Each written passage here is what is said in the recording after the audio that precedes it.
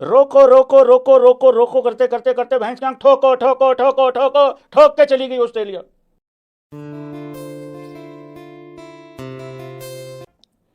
मैं तो उनको ढूंढ रहा हूं जो ऑस्ट्रेलिया को कमजोर बता के गए थे।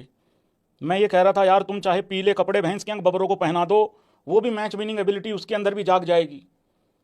भाई यार देखो बात अब ये है मित्तर लोगों, ये मैच तो हुआ ही नहीं, हुआ तो हमारे साथ प्रैंक है।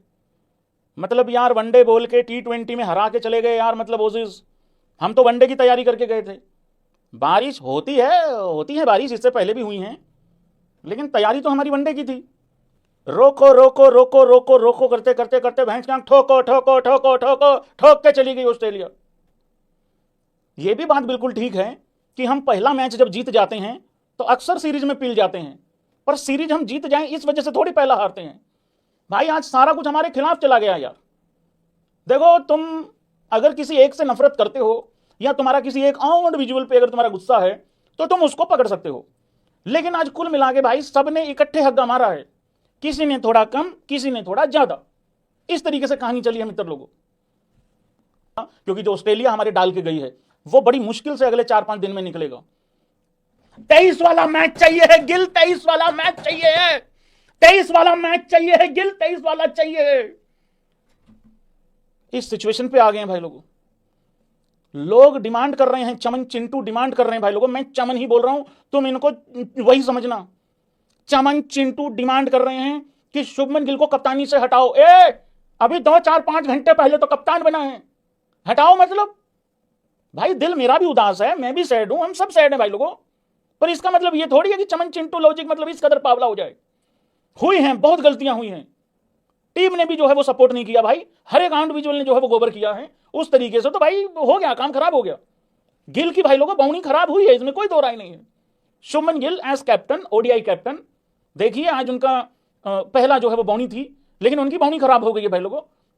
मतलब मुहूर्त पे ही कोई लड़के चला गया, ऐसा मतलब हो जाता है ऐसा। बट क्या एक ही मैच के बाद उसको, और मेरे को एक बात नहीं समझ में आती, अगर वो आज जीत जाता क्या तुम उसको महेंद्र सिंह धोनी रिकी पॉन्टिंग का मिक्स करके उसको मतलब कोई सम्मानित कर देते, मतलब उतना सम्मान दे देते? हुआ है भाई, गड़बड़ हुआ है, मैच हारे हैं, एक ही मैच में जज नहीं कर सकते हैं कप्तान को, तो अभी कप्तान को तो बिल्कुल साइड में कर दो कि क्रिटिसिज्म क्या है क्या नहीं है। जब मैच हम हारने वाले थे, जब मतलब हार रहे थे मैच ऑलमोस्ट, जब उन्होंने 125-26 रन बना लिए, उसके आसपास ना रोहित शर्मा, विराट कोहली, शुभमन गिल, केएल राहुल के एक्सप्रेशंस दिखाए गए भाई लोगों, काफी क्लोज एक्सप्रेशंस दिखाए गए। सच बताऊं, सुबह जब वो आउट हुए थे ना, विराट 0 पे आउट हुआ, रोहित 8 पे आउट हुआ और शुभमन गिल भी जल्दी निकल गया, सही बताऊं उससे ज्यादा वो एक्सप्रेशन हर्ट करके जो अभी अभी आए हैं थोड़ी देर पहले। देखो अक्सर क्या होता है ना, जब कप्तान कप्तानी छुड़वा के छोड़ के वटेवर जो भी है, जब वो एज प्लेयर खेल रहा होता है ना, कोई नया कप्तान आता है तो अक्सर उसके ऊपर फोकस होता है जब टीम हार रही होती है। ये नेचर होता है ब्रॉडकास्टर्स का, इसमें ये ऐसा ही होता है, तो वो क्लोजअप होता है वहां पे कप्तान का, एक्स कैप्टन का ऐसे क्लोजअप होता है, और वो उतना ज्यादा मतलब इस कदर वो बेबस दिखाई दे रहा होता है वहां पे कि भाई मैं क्या करूं भाई, मेरे को क्या देख रहे हो भाई तुम इस तरीके से। लेकिन देखो भाई एज कैप्टन तो जो करना था गिल ने करना था, but yes Rohit Sharma as batsman as player बिल्कुल बहुत कुछ कर सकता था, वो फेल हुआ है वहां पे। और मैंने तो एक ही मतलब निकाला है इस पूरे मैच से, भाई एडजस्टमेंट करने में टाइम लगेगा, लेकिन भाई कर लेना, 23 तारीख तक एडजस्टमेंट कर लेना। आज बहुत ज्यादा चीजें हमारे खिलाफ चली गई हैं। क्यों है team India unlucky? Point number 1 भाई लोगों, देखो सबसे बड़ा तो चैलेंज जो था, ये मैच इंडिया वर्सेस ऑस्ट्रेलिया था ही नहीं, ये मैच इंडिया वर्सेस रेन था, और रेन ने जितना खेला खेला है आज, मुझे लग रहा है वेल प्लेड रेन होना चाहिए। हालांकि क्योंकि यार हम तो ये सोच रहे थे प्लेयरों को मौका मिलेगा खेलने को, जितना खेला रेन खेल के गई है उसकी वजह से बहुत सारी चीजें खिलाफ चली गई। मतलब हमें मालूम ही नहीं कि हम 50 ओवर खेलेंगे कि नहीं खेलेंगे, अचानक से मैच छोटा हो जाता है। चलो 50 से 35 तक फिर भी ठीक था, 35 से 32 तक भी ठीक था, पर सीधा ही 26 हो गया। और फिर डीएलएस का जो स्कोर है वो बढ़ना चाहिए था, इनकी ऐसी की तैसी, इनकी कंगारुओं की तो क्या है, वो डीएलएस का हिसाब किताब ही ऐसा है, वो बढ़ना चाहिए था, वो घट गया। तो वो भी जो 2-4-5 रन थे वो घट गए, हालांकि वो बढ़ भी जाते तो क्या हो जाता, अभी भी उनके पास काफी ओवर बचे हुए थे ऑस्ट्रेलिया के पास। तो भाई ये सारी चीजें जो है वो हमारे खिलाफ चली गई हैं। हम छोटे छोटे पैचेस में बल्लेबाजी करने को मिली हमें, तो उसमें वो मोमेंटम सेट ही नहीं हो पाया। देखो 3 विकेटें गिरने के बाद भी टीमें जीतती होती हैं, अच्छी बल्लेबाजी कर जाती हैं अगर उनको पूरे 50 ओवर खेलने को मिले तो। अब छोटे छोटे पैचेस में ना पार्टनरशिप लग पा रही है, ना प्लेयर का मोमेंटम सेट हो पा रहा है, ना मतलब कुछ हो ही नहीं पा रहा उसमें। तो भाई मुझे ऐसा लगता है, कौन कौन भाई मेरी इस सोच के साथ एग्री करता है? गलतियां हुई हैं, उन गलतियों पे 2-4 गलतियों पे आगे बात करते हैं, लेकिन मुझे ऐसा लगता है इस मैच को भूल जाना चाहिए है। ये आज बस ये लगा लो कि बहुत उल्टा पड़ गया, सारा कुछ ही उल्टा पड़ गया आज हमारे। आज नहीं था भाई, अपना कंप्लीटली दिन था नहीं आज, मुझे ऐसा फील होता है अगर आप ओवरऑल अगर थोड़ा सा फोकस करके सोचोगे देखोगे तो ऐसा लग रहा है भाई।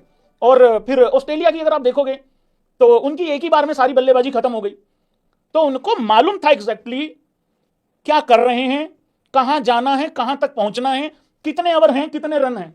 चलो टारगेट तो पता ही होता है चेज करने वाली टीम को, ये तो गाली खाने वाला काम था, लेकिन उनको ये तो पता था ना। अब एक बात बताओ, अगर ऑस्ट्रेलिया की बल्लेबाजी में 3 से 4 भाई लोगों ब्रेक आ जाते और अचानक से इनको बताया जाता तुम्हें 2 ओवर मिलेंगे, 45 रन चेज करो, मतलब वैसे बता रहा हूं भाई, फटके 274 हो जाती कि नहीं हो जाती इनकी। हमारी देखो, दामाद जी ने मोर्चा संभाल लिया था। मैंने कहा था दामाद जी भाई जैसा ही इंडिया का कोलैप्स होगा एक मैच में तो होगा, मैं एक्सपेक्ट करके बैठा हुआ था ये होगा, क्योंकि जब बाहर जाते हैं ऐसा होता है, मुझे नहीं पता था आज ही हो जाएगा। तो भाई वो दामाद जी ने मोर्चा संभाल लिया था, लेकिन वो 50 ओवर के हिसाब से यूं यूं यूं करके खेल रहे थे। जब अचानक से बताया कि ओवर ही 26 हैं, तब दामाद जी ने मारना चालू किया था। तो वो वाला हिसाब किताब था। तो बहुत कुछ मुझे लग रहा है आज हम थोड़ा अनलक्की रह गए भाई लोगों, वो वाला हिसाब किताब है। बट प्रोफेशनल्स हैं भाई लोगों। क्या आप लोगों को लगता है कि कुलदीप यादव को 11 में हमें रखना चाहिए था या रखना चाहिए है?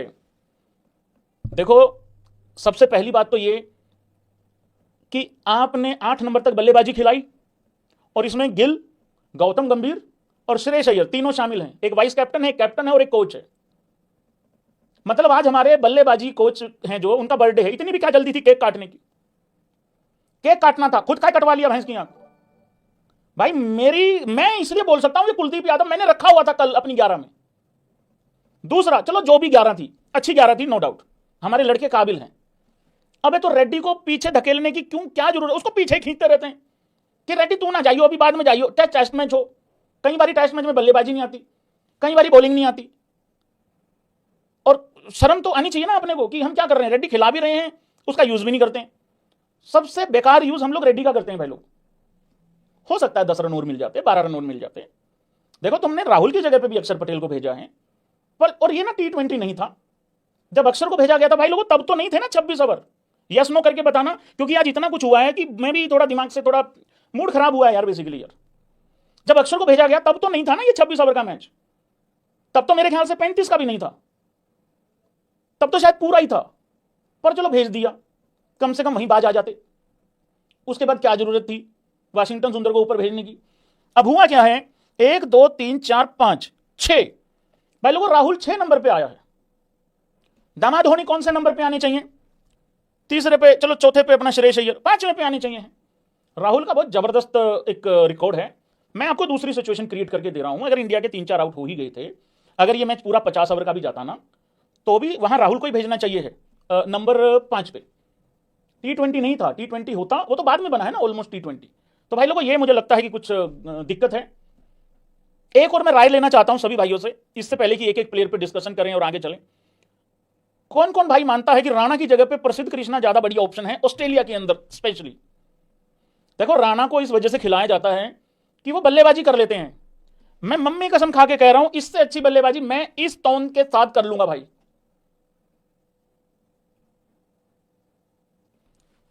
ब्रदर, बल्ला लेके आंख बंद करके बल्ला घुमाने को ऑलराउंडर नहीं कहते हैं। देखो मैं हर्षित राणा एज बॉलर को फिर भी सपोर्ट करेगा। आज मैंने पहली बार मम्मी कसम खाई है और बहुत सच्ची बात पे खाई है। इसका ऑस्ट्रेलिया ने भी कैच छोड़ा है, ये कोहली का छोड़ देते हैं, ये नाराजी हो गया, फिर बॉल ऊपर खड़ी कर दी। और मैंने जब 11 में रखा था ना हर्षित राणा को, मैंने अपनी मर्जी से नहीं रखा गया था, मेरे ऊपर समाज का दबाव था जी। उस समाज में गौतम गंभीर का दबाव था मेरे ऊपर कि भाई रखनी पड़ेगी, रखना पड़ेगा, क्योंकि मुझे पता था मैं नहीं रखूंगा, क्यों मैं अपने खराब करूं 11, मुझे मालूम है कि खेल नहीं वही है तो रख लेता हूं। तो वो वाली चीज है भाई। देखो बल्लेबाजी तुम दे नहीं रहे हो, सुनो, फिर मैं क्यों नहीं फिर ये लालच क्यों लूं मैं कि बल्लेबाजी दे देगा? भाई उतनी बल्लेबाजी मुझे राणा दे देगा, वो दे देगा, सिराज दे देगा, वो वाली चीज है।